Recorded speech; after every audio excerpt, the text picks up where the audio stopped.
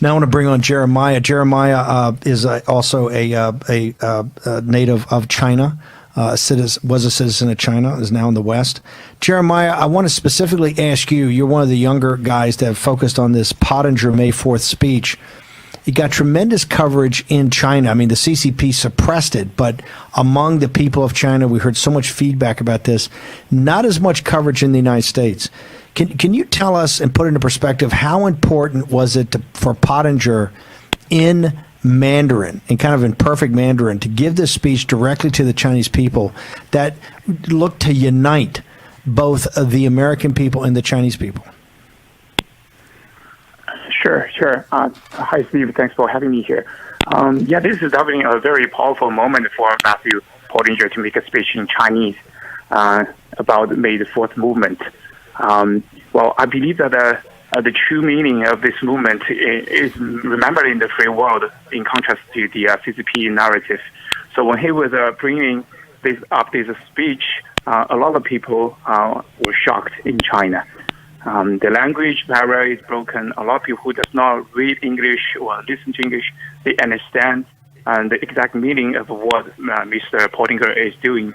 And it reminds of the Chinese people that they share a moment with the American people that we were once fighting together for freedom during the 1919 movement, during the Second World War. So it's a very heartening and encouraging moment for many people, especially the 100 names, Steve. How important was it to have someone at a senior level in the American government actually address the Chinese people in Mandarin, to have a heartfelt speech that really talked about, and he was giving it, as Jack said, Thomas Jefferson's University, the University of Virginia, Thomas Jefferson, the author of the Declaration of Independence. How important was it to be given in Mandarin? And also what he did was he talked about the philosophy of freedom in the United States and connected that to the ancient thinkers in China. Yeah, I think it's very powerful. Personally speaking, I feel it's a very shocking statement for me. As a Chinese, when I was reading this article, it was actually mind-blowing. It makes me realize that there is a part of the Chineseness that has been lost during the past 70 years.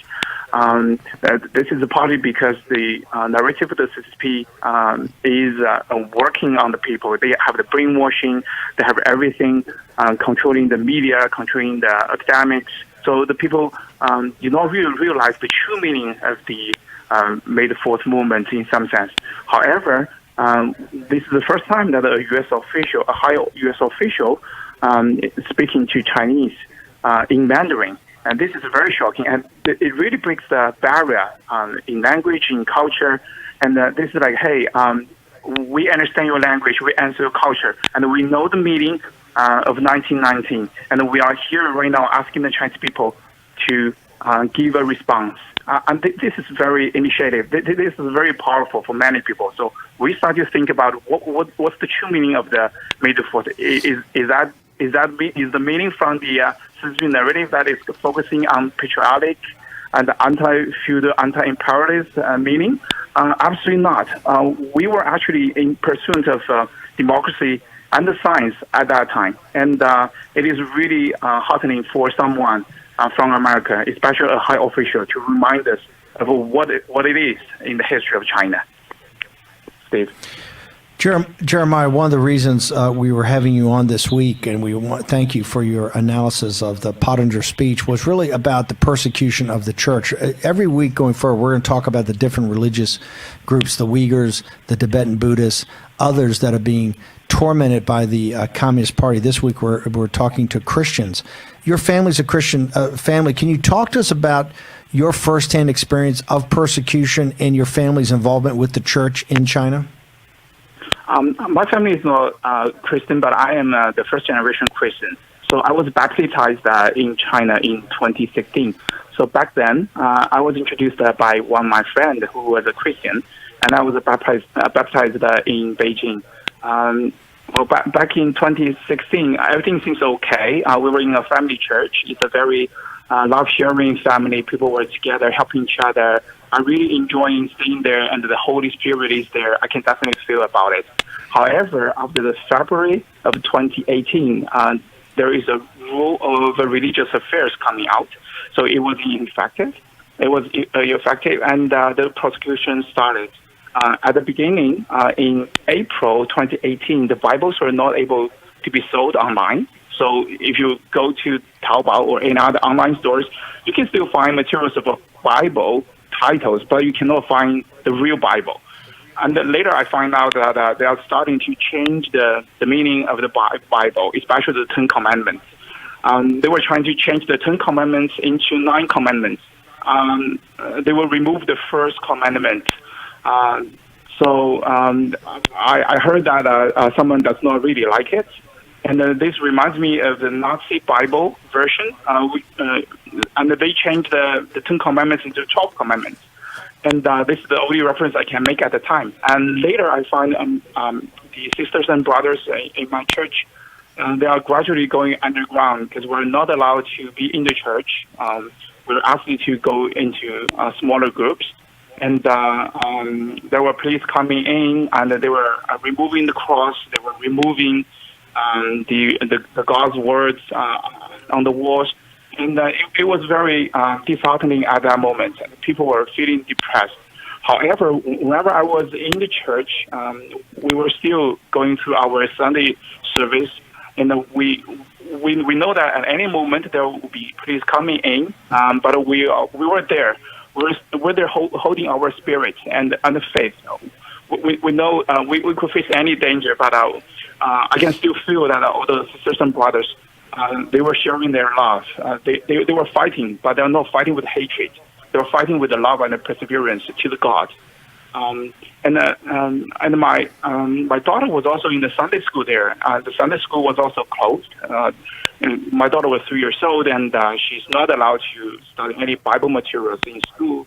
So the Sunday school may be the only place that she can receive some education of Bible there. However, the Sunday school were closed. There were like 50 to 60 children aging from 3 to 14 or 15 years old.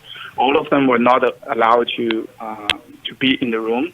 And we have another church school too for older kids, and that one was also closed down. So right now, all the brothers and sisters, we are reduced to one WeChat group. So basically, we cannot do too much. We used to have 4 or 5 big WeChat group, and we do one group every Tuesday or Saturday. But right now we have only one group, and we cannot meet with each other. However, we're still praying in our WeChat group. We're still talking like 1-to-1. So that's the situation right now. Let me ask you, WeChat, though, for our audience should understand it's a telecommunications way that you can connect now. The Chinese Communist Party has people that listen in or become part of the group. It's the famous Dr. Li in Wuhan was essentially turned in by somebody in a WeChat group, so they're not terribly secure. Let me ask you, Jeremiah, a couple of things you said of interest. But I think for our audience, what does the Chinese Communist Party have to fear about Christianity and the Christian church? Why do they come in and shut down the family church? Why did they come in and shut down the Sunday school? Why did they go to Taobao and all these online groups and say, hey, you really can't sell the Bible anymore? What is it that they fear about Christianity? Okay, the CCP view themselves as the only God. They view themselves as the sole source of power. And in that way, they regard all kind of religion threatening to their region. And currently, we see the Muslims, the Buddhists, and Christians are having the same issue at the same time. And I would like to refer that the first commandment that was changed. It is very mind-blowing for me because no one would really believe that they are higher than God. But right now, CCP believes that they are higher than the God. So they want to remove the first commandment. So I definitely believe right now the CCP review all kind of social organizations, NGOs, religious groups as a potential small forces that can subvert their region. I think that's the key issue.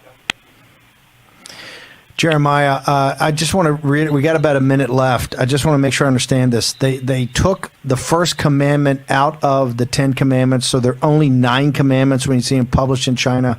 And the reason is they could not. The Chinese Communist Party would not allow a commandment that put the worship of God above the worship of the Chinese Communist Party. Nothing could be above the Chinese Communist Party, including God. That's true. That's correct. Jeremiah, you're a very brave man for coming on here. I really appreciate it. Thank you for your analysis of the May 4th, for Matt Pottinger's speech, and for telling us about your involvement with the Christian church in mainland China. I really appreciate it. Thank you. For those folks at home, and I realize we've been in lockdown, it's been very tough. For the first time in 2,000 years, you haven't been able to celebrate the risen Christ together, and the church had to be online. But every week we hear these stories, and it's like Dante's Inferno. We're going deeper and deeper into the hell. The Chinese Communist Party, and you're hearing this from a practitioner in mainland China, they took the first commandment out of the 10 Commandments when it's on the wall because they refused to have anything above the Chinese Communist Party. You cannot worship a god because they want you to worship the Chinese Communist Party. That's the mentality we're up against. That is what's dropping the hammer in Hong Kong. That is what has stripped all the jobs out of the United States. And this is the disgust we have with Wall Street and corporations who want to look the other way and see the oppression, because you know what? The oppression eventually comes here.